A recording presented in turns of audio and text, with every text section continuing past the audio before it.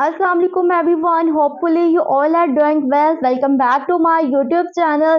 तो आज इस मेडिसिन का रिव्यू में आपके साथ शेयर करने लगी हूँ, वो हमारे पास है जिस्ट्रिल टैबलेट।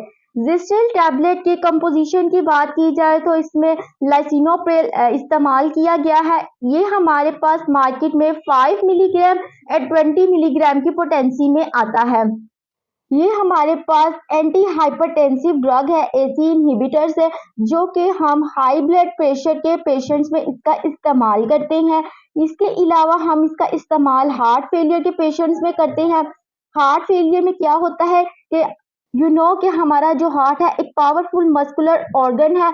अगर वो पंप सही तरीके से नहीं कर रहा, खून की रगें जो है वो तंग हो गई हैं, उसकी वजह से क्या होगा, बीपी बढ़ जाएगा। पेशेंट कंप्लेन करता है कि मुझे सांस लेने में दुश्वारी आ रही है, बहुत ज्यादा थकावट फील होती है, थोड़ा सा चले फिले तो सांस फूलना स्टार्ट हो जाता है। इसके अलावा चेस्ट पेन भी होती है, तो तब भी हम इसका इस्तेमाल कर सकते हैं। इसके अलावा हम मायोकार्डियल इंफार्क्शन में भी इस्तेमाल करते हैं इसका।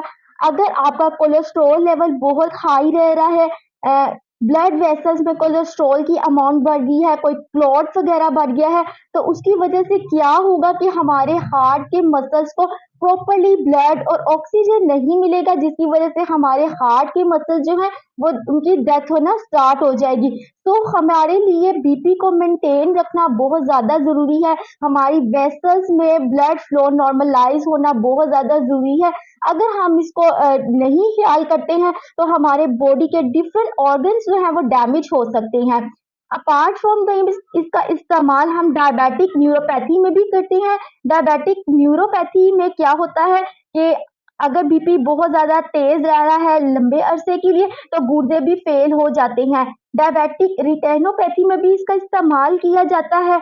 अगर बीपी तेज होने की वजह से हमारे डायबिटीज की वजह से ब्लड वेसल्स भी डैमेज हो जाती हैं।